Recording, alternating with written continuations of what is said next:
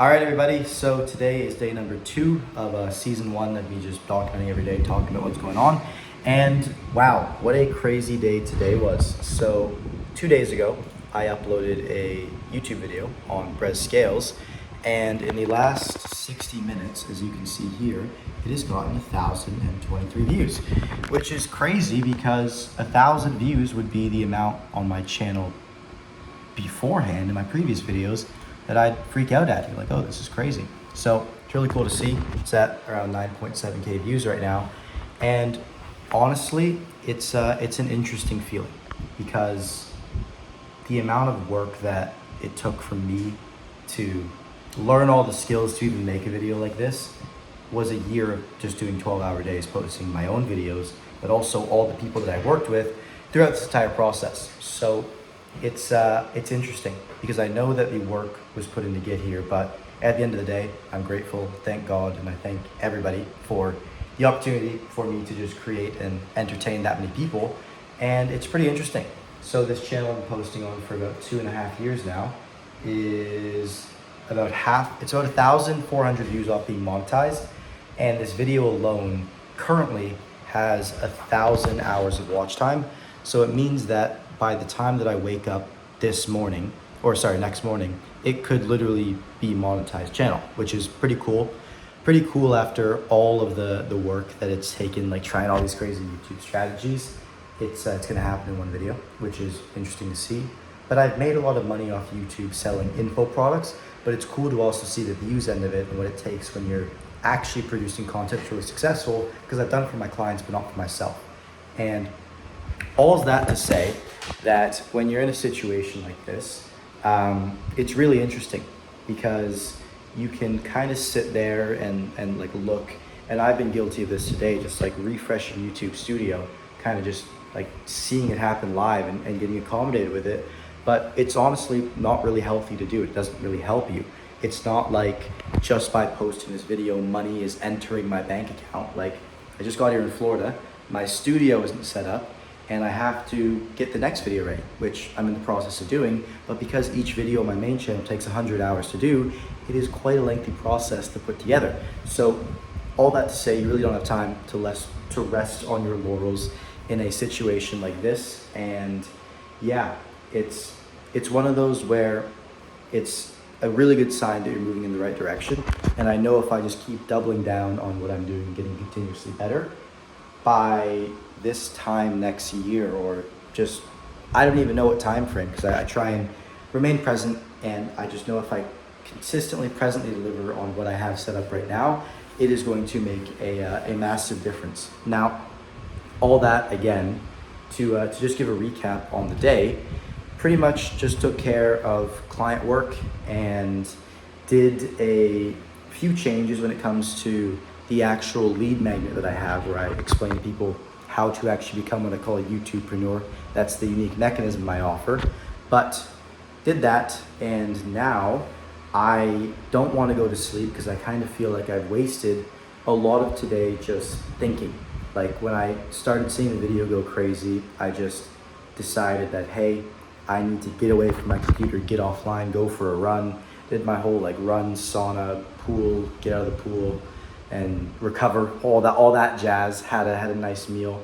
And even after all of that, it's still a feeling that I have to wrestle with.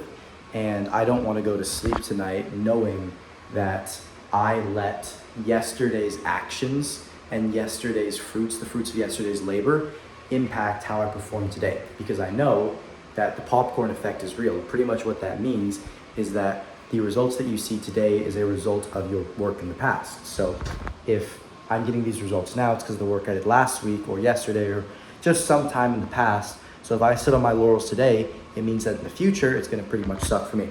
And just given the whole situation that I'm in right now, I'm drinking a coffee.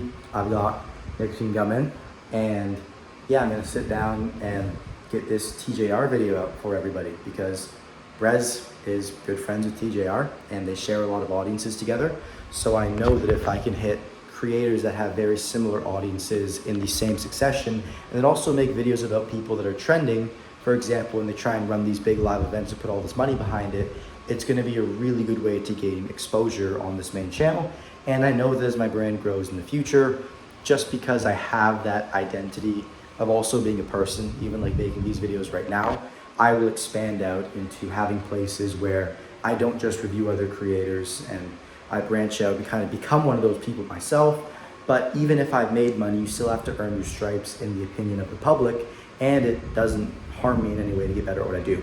Now, kind of a yap session here, but really the goals is just to go all in. All I do is sit here and make YouTube videos. So yeah, I'm gonna really lock in, get this TJR video set up, and I'm just grateful, honestly, just very grateful. It's been a tough last year. It's one of those, a quote from Newman actually that I learned is like, sometimes in business, just the fact that you're able to stay afloat some years means that you won. And other years, it feels like you have a Midas touch. Like I'll tell you, in 2024, I went from at the start of the year, 2024, making $10,000 a month to making $100,000 a month at the end of the year, and then branching, or that was actually 2023, sorry. And then branching out in 2024, I averaged $100,000 a month throughout the whole year. And I did that as a 16-year-old. So I had business partners, and in profit, I think we were doing anywhere from like 80 to 100 a month, just to give transparent numbers. But it's wild. It's wild to do that as a 16, 17-year-old. That's what I call the Midas touch. And the latter half of 2024 going into so far in 2025 has been one of those years where you just got to stay afloat. I decided to kind of branch out onto my own thing, just focus on my brand and what I like doing the most, which is YouTube. And it has been a humbling experience, to say the least, to have to learn all the ropes of how to do YouTube, get better at it, do all of these things. And I've got great results for my clients. I've got great results for other people I worked with, but it is very refreshing to see myself do it and myself pull it off, and to know that all the work that I put in, it does have something on the other end of it. So I'm going to continue putting in the work, and yeah, my goal is become the number one authority when it comes to selling things online with YouTube, and really just social media in general. But I believe YouTube's the best place to do that. And what better way than to sell things on YouTube, as I've already done and will continue to do in the past. So when you go through these tough years, maybe if you're in a season right now, and it really does happen, especially when you're starting, where the game is just about sticking in there, find something to give your faith to. I look to God. I look to prayer for that. And reinvest into knowledge. Like you can see, this is not my entire book collection, but I've read a lot. I really do like stories about people that inspire me, right? Like you got Alexander the Great, share a name with him. I got Genghis Khan there, Leonardo da Vinci. And I really try and draw inspiration, because that's what keeps you going in these tough times.